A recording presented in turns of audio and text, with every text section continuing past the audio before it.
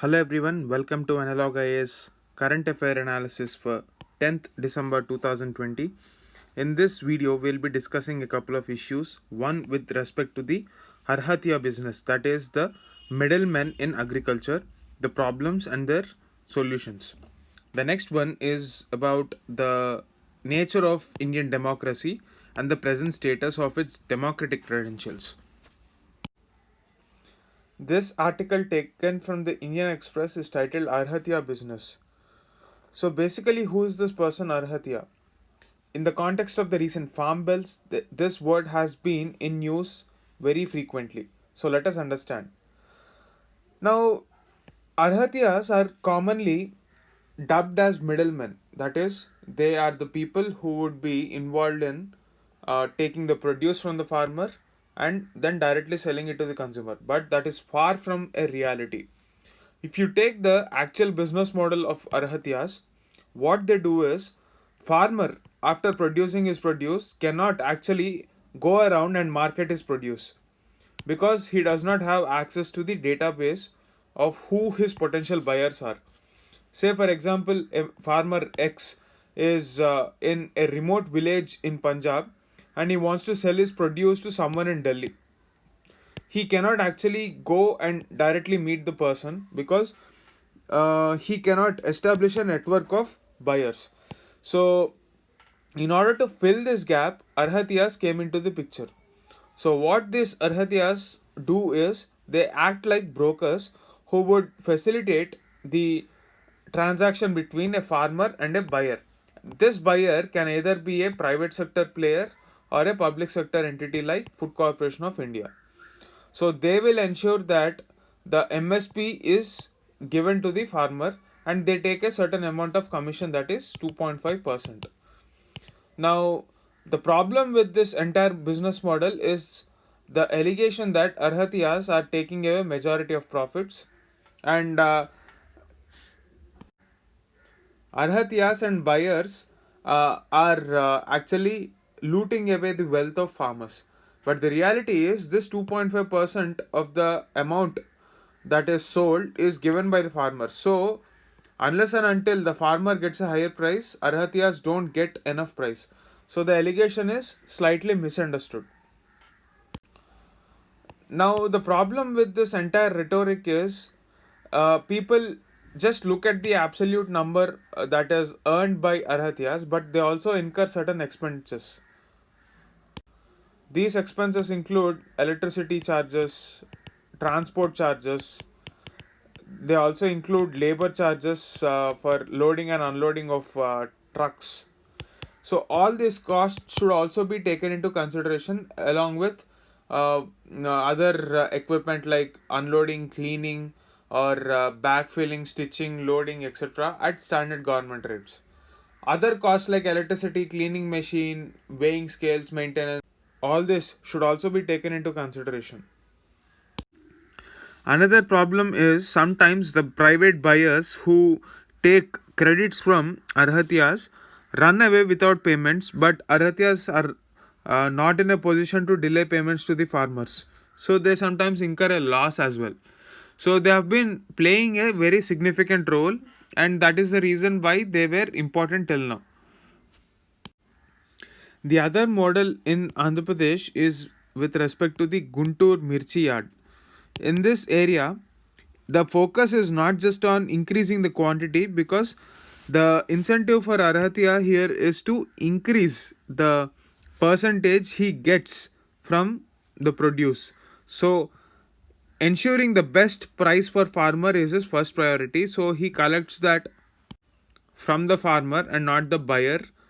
So in the case of Punjab farmers, the Arhatya commission is 2.5%, and he, unlike in Guntur, takes it from the buyer. So this shows that the link between farmers and buyers is a closely knit network, and it requires huge efforts from corporates, at least in the short term.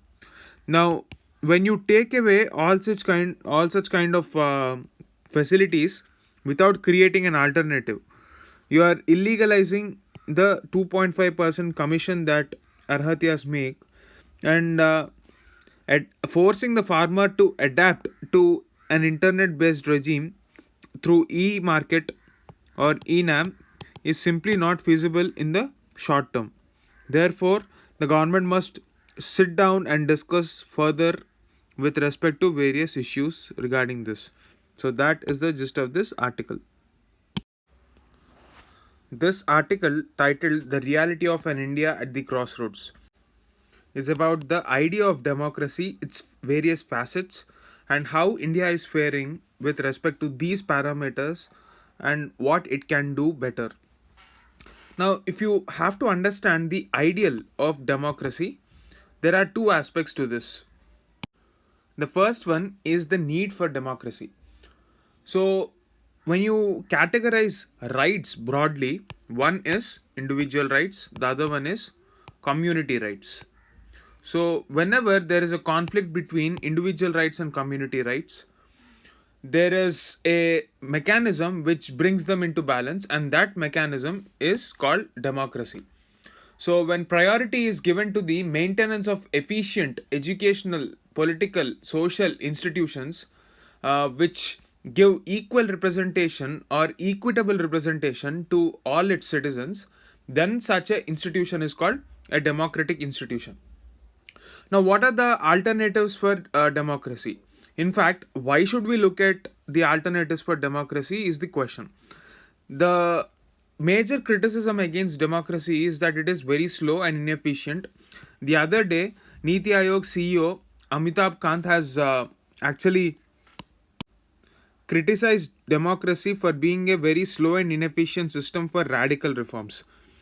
But the answer for such criticisms is to bring more democracy itself. So there are ancient thinkers who have felt the need for democracy right from the times of Greeks. Even modern thinkers like A.E. Smith thinks that all the ills of democracy can be cured by more democracy. This democracy is based upon the conviction that extraordinary possibilities can be achieved by ordinary people.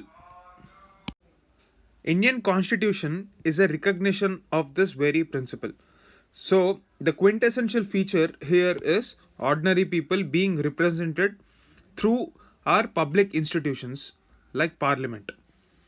Now, India has been facing criticism with respect to its credentials as a democracy, and a lot of international media houses are calling India a diminishing democracy because of various reasons.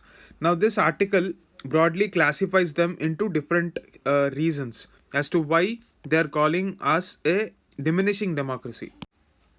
Firstly, if we take a look at our economy, even before the pandemic has struck our economy, we were witnessing a severe slowdown.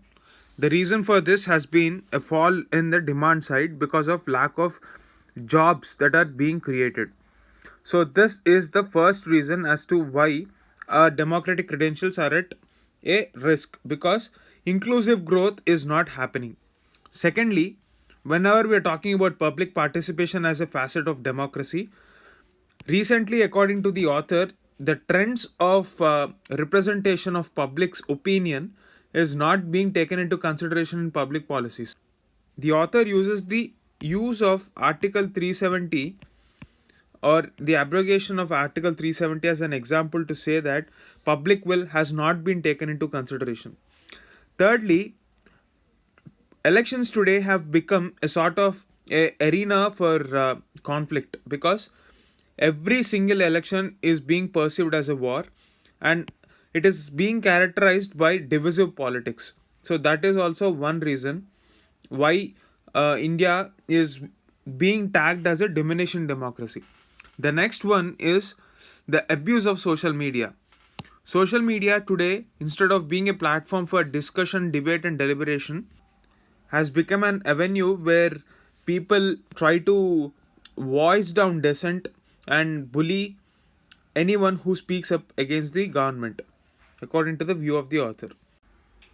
Also, this is being reiterated by the activities and the attitude towards farmer protest by the government in the recent times. So, that is the gist of this article. We have to give room for discussions and debates in our democracy and not voice down dissent. That is the central argument provided by this article.